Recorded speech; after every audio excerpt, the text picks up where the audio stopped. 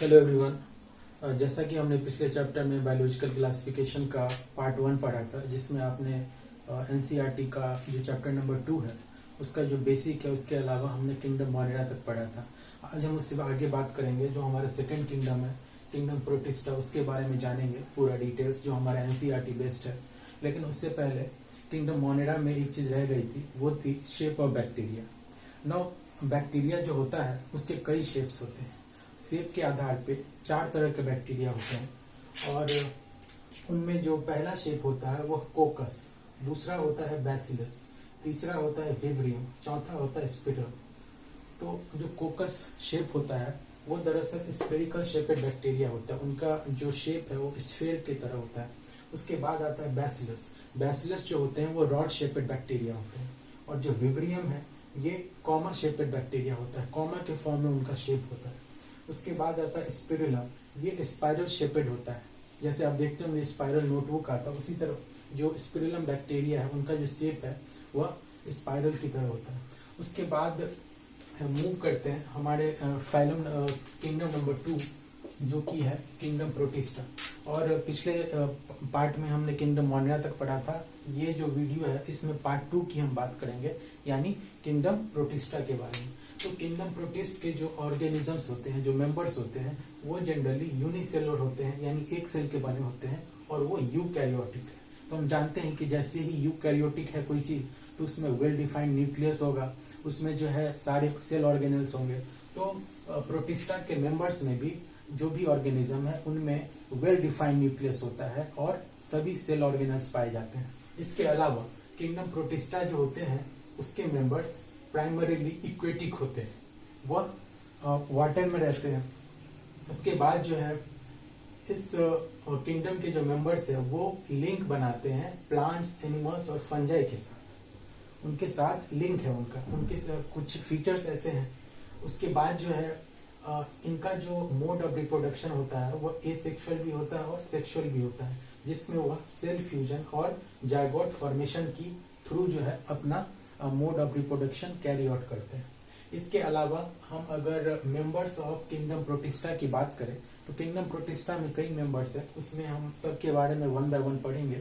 और जितना एनसीईआरटी में दिया है उतना ही सफिशिएंट है। आप देखेंगे एनसीईआरटी का ही लाइन उठा करके जो है आपको नेट के एग्जाम में दे दिया रहता है और उसी से क्वेश्चंस पूछे जाते हैं। तो हमको इसमें जो ज्यादा डिटेल पढ़ने की जरूरत नहीं है, जितना एनसीईआरटी है उसी को मैं लाइन टू लाइन पूरा एनसीईआरटी का जो निचोड़ है वो मैं आपको प्रेजेंट करने वाला हूँ। तो किंगडम प्रोटिस्टा के जो सबसे पहले मेंबर है उसका नाम है क्राइसोफाइट्स। क्राइसोफाइट्स के बाद आता है डाइनोफ्लैजलेट्स, डाइनोफ्लैजलेट्स के बाद आता है यूग्लिनोइड्स, उसके बाद है स्लाइम मोल्ड्स, फिर है प्रोटोजोन्स। तो ये जो है 5 मेंबर्स है किंगडम प्रोटिस्टा का, जिसके बारे में हम 1 बाय 1 पढ़ेंगे।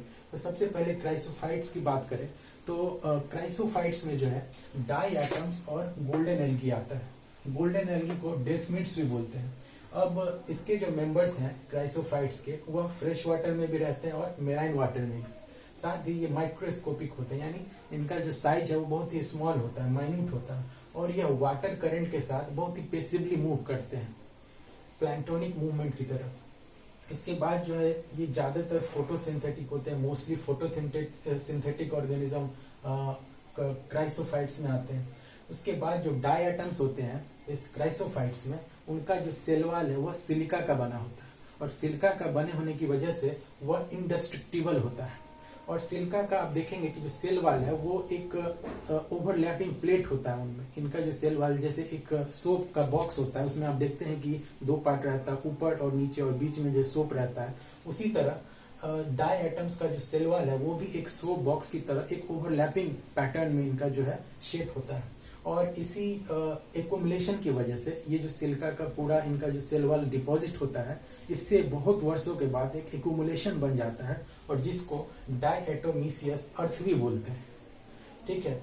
उसके बाद इनका बहुत ही यूज भी है, हमारा इकोनॉमिक इम्पोर्टेंस भी बोल सकते हैं किंगडम क्राइसोफाइट्स के बारे में। ये जो है इसी वजह से, ग्रिटी होने की वजह से, एक कंकड़दार होने की वजह से इसको पॉलिशिंग के लिए भी यूज किया जाता है, और साथ ही वाइल्स और सिरप्स को फिल्ट्रेशन के लिए भी इसका यूज किया जाता है। उसके बाद ये जो होते हैं वह ओशियंस में चीफ प्रोड्यूसर्स होते हैं, ये मेन जो है प्रोड्यूसर होने का काम करते हैं ओशियंस में। तो ये तो बात हो गई जो मेंबर है क्राइसोफाइट्स उसके बारे में। अब हम बात करते हैं डाइनोफ्लैजलेट्स। डाइनोफ्लैजलेट्स भी प्रोटिस्टा का एक बहुत ही इंपॉर्टेंट मेंबर है। अब जो डाइनोफ्लैजलेट्स होते हैं वो मोस्टली ज्यादातर मेराइन होते हैं और फोटोसिंथेटिक होते हैं, यानी अपना फूड वो जो है खुद ही प्रिपेयर करते हैं, और मेराइन यानी सॉल्टी वाटर में वो सरवाइव करते हैं। उसके बाद आता है कि इनका जो कलर है वह डिफरेंट टाइप का होता है, वह yellow colour, green colour, blue, brown, red, different colours के हो सकते हैं। डिपेंड करता है कि उनमें कौन सा पिगमेंट है, पिगमेंट के बेसिस पे उनका जो है कलर होता है।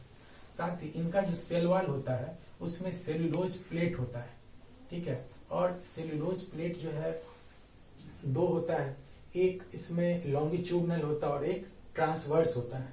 ये जो ट्रांसवर्स प्लेट है वह दो प्लेट के बीच में रहता है, जिसको जो है एक फरो में, एक खांच में ये रहता है। उसके बाद जो रेड डाइनोफ्लेजलेट्स हैं, रेड डाइनोफ्लेजलेट्स, उनका जो मल्टीप्लिकेशन है वह बहुत ही रैपिड होता है। रैपिड होने की वजह से पूरा जो ओशियन है वह सी जो है वह एकदम रेड अपीयर होने लगता है, इसीलिए इसको रेड टाइड भी बोलते हैं। और रेड डाइनोफ्लेजलेट का एग्जांपल हो गया गोनी एलेक्स।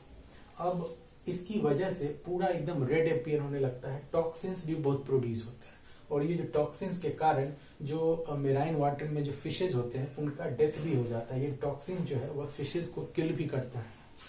अब बात करेंगे यूग्लिनॉइड्स की। जो यूग्लिनॉइड्स जो है वह फ्रेश वाटर में रहते हैं, यानी स्टेगनेंट वाटर में।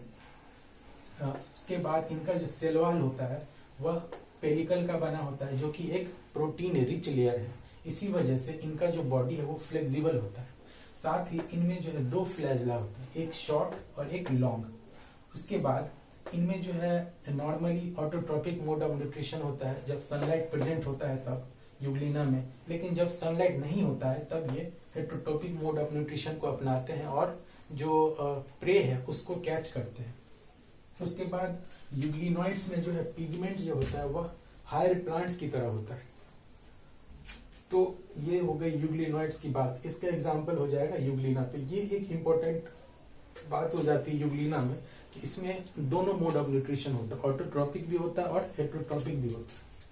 अब हम बात करें अगर स्लाइम मॉड्स की, ये दूसरा चौथा मेंबर है किंगडम प्रोटिस्टा का। तो स्लाइम मॉड्स जो होते हैं वो सैप्रोफिटिक होते हैं। सैप्रोफिटिक यानी जो dead and decaying organic matter को फीड करके सर्वाइव करते हैं।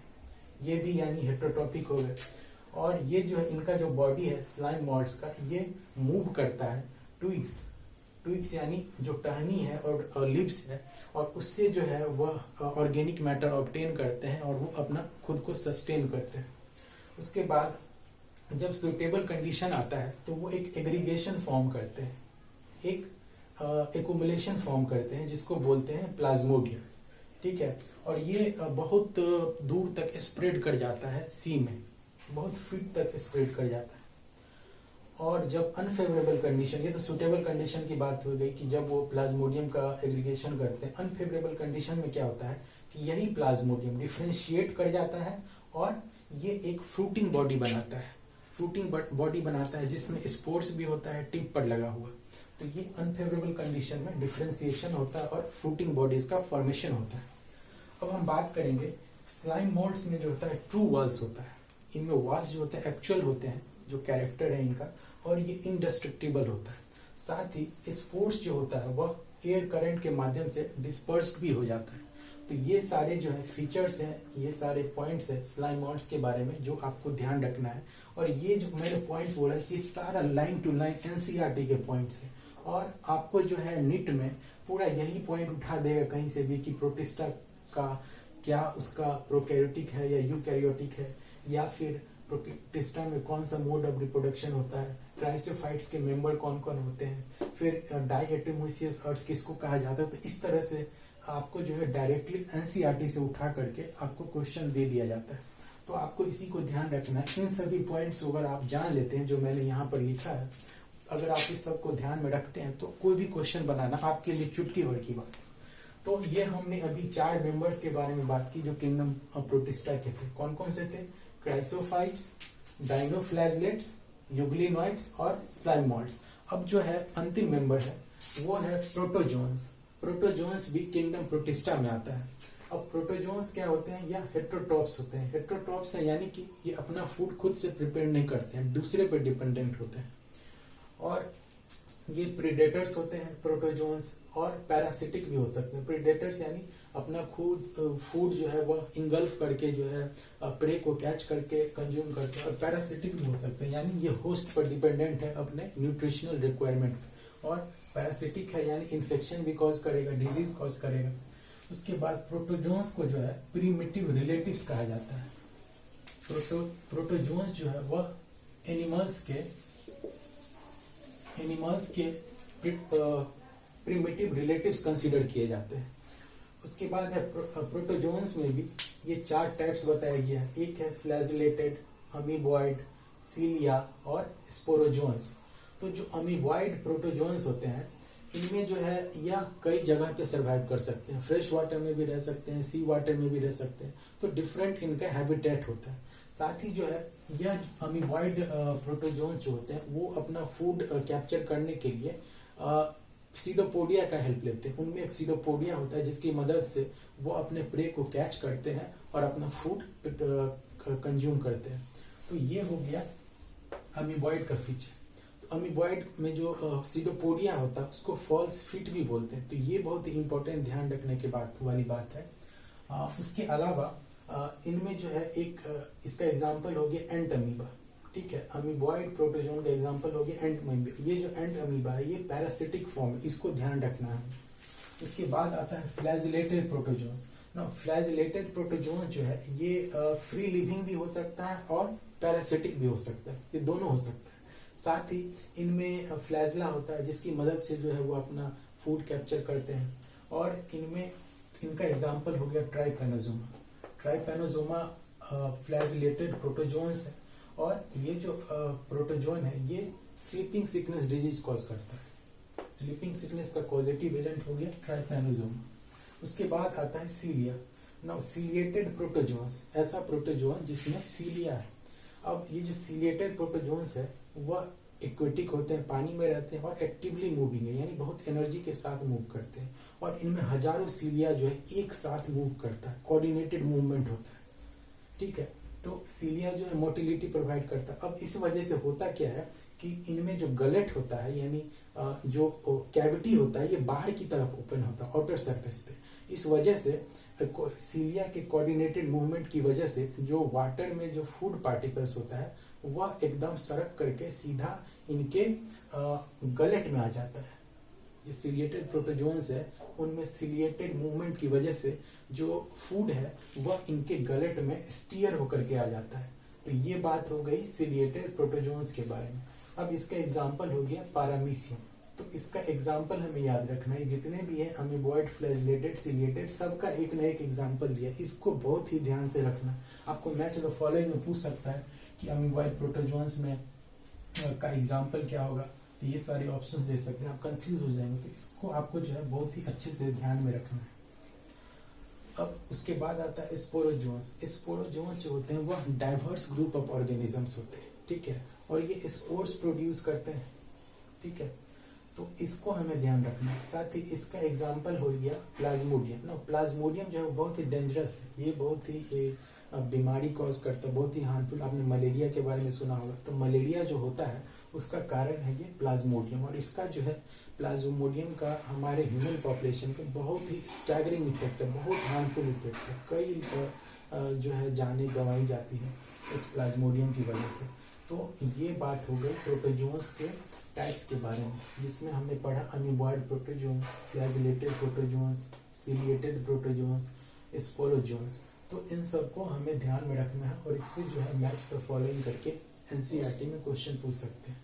तो ये हो गई बात, अभी हमने जितना भी जाना ये किंगडम प्रोटिस्टा के बारे में।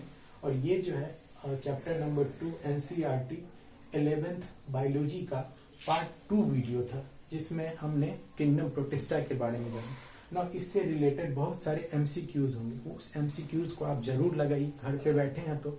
और एनसीईआरटी बनाने के लिए, उसको तैयार करने के लिए आपको मैंने बोला था कि आपको multiple choice questions, objective question solve करने, वो बहुत ही इंपॉर्टेंट है। आप चाहे कितना भी बार थ्योरी क्यों न पढ़ लें, जब तक आप एमसीक्यू नहीं बनाएंगे, ऑब्जेक्टिव नहीं बनाएंगे, तब तक आपका सिलेक्शन पॉसिबल नहीं है। तो इस बात को आप जरूर ध्यान में रख ले कि थ्योरी पढ़ने के साथ साथ एनसीईआरटी लाइन टू लाइन, जैसा कि मैंने आपको अभी बताया, उसको पढ़ने के साथ साथ हमें एमसीक्यू भी बनाना है। और एमसीक्यू बनाने के लिए मैंने आपको बुक्स के नाम भी बताए हैं कि एमटीजी का जो है एक एनसीईआरटी एट फिंगर टिप्स, उसको बनाएंगे, फिर वो बना लेते हैं। तो फिर आपको डॉक्टर अली की भी बहुत अच्छी बुक आती है जिसमें एनसीईआरटी बेस्ड क्वेश्चंस बना दिए रहते हैं। तो अगर आप इन सब को पढ़ते हैं तो मुझे नहीं लगता है कि आपके सिलेक्शन में कोई भी कसर बाकी रहेगी। तो इसी तरह से आप एक पॉजिटिव एटीट्यूड के साथ तैयारी कीजिए, और मुझे पूरा भरोसा है कि जैसे मैं स्टेप्स बता रहा हूँ उसको अगर आप फॉलो करते हैं और एक पॉजिटिव माइंडसेट के साथ अगर तैयारी करते हैं तो फिर निट सिलेक्शन करना, उसमें सिलेक्ट होना कोई बड़ी बात नहीं। तो आपको हार्डवर्क भी करना होगा, पॉजिटिव एटीट्यूड रखना होगा, और एनसीईआरटी मेन जो फोकस है आपका एनसीईआरटी पे होना चाहिए। फिजिक्स, केमिस्ट्री, बायोलॉजी तीनों में एनसीईआरटी को ध्यान में लगाइए। और फिजिक्स केमिस्ट्री के लिए फिर आपको ऑब्जेक्टिव्स एमसीक्यू बनाने के लिए भी मैंने कई बुक्स बताए हैं, उसको भी ध्यान में रखिए। उसके बाद ये तो हो गई थ्योरी की बात।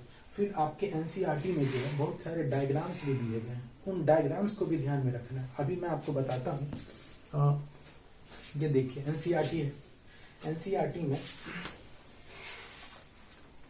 हमने पिछले क्लास में किंगडम मोनेरा के बारे में पढ़ा था। तो किंगडम मोनेरा में भी जैसा कि मैंने आज शेप ऑफ बैक्टीरिया के बारे में बताया, कोकस, बैसिलस, विवरियम, spirillum, different shapes of bacteria बताया। तो उन बैक्टीरिया के का जो है हमारे एनसीईआरटी में बहुत सारा डायग्राम भी दिया गया। अब देख पा रहे होंगे ये किंगडम मोनेरा वाला पेज है, और इस पेज में आप यहाँ नीचे में डायग्राम दिए हूँ, शेप दिए हूँ, इसको भी आप याद रखिएगा। इसको भी डायग्राम बना करके जो है एग्जाम में क्वेश्चन पूछ सकता है। फिर ये यहाँ पर ब्लू ग्रीन एल्गा, नॉस्टॉक का जो है डायग्राम दिया, यहाँ आप देख पा रहे हैं। इसको जो है आप दिमाग में बैठा लीजिए, इसकी प्रैक्टिस कीजिए। उसके बाद ये देखिए, ये युगलिना, अभी हमने पढ़ा है किंगडम प्रोटिस्टा के बारे में, युगलिना और पारामीसियम, ये दोनों डायग्राम भी बहुत बहुत इंपॉर्टेंट है। ये ऐसे ही डायग्राम आपको उठा करके जो है एनसीईआरटी नीट पेपर में दे देगा और पूछ देगा कि ये किसका डायग्राम है, इसका फीचर्स दे देगा और उससे क्वेश्चन पूछ देगा। तो इसको भी जो है आपको बहुत अच्छे से तैयार रखना है। तो ये तो हो गई आज की बात। अगले वीडियो में हम बात करेंगे इससे आगे। हमने किंगडम मोनेरा जान लिया, प्रोटिस्टा जान लिया, fungi, kingdom fungi, plenty, animalia, फिर वायरस, इस सब के बारे में जो अगले वीडियो में जानेंगे। तब तक के लिए देखते रहिए वीडियो, शेयर कीजिए, सब्सक्राइब कीजिए, लाइक कीजिए। और अगर आपको कुछ पूछना है, अगर आपका कोई सजेशन है, तो वो भी आप मेरे कमेंट बॉक्स में डाल सकते हैं और सजेशन भी दे सकते हैं। और अगर अच्छा लगे तो इसको लाइक कीजिए, सब्सक्राइब कीजिए, शेयर कीजिए। ठीक है, थैंक यू।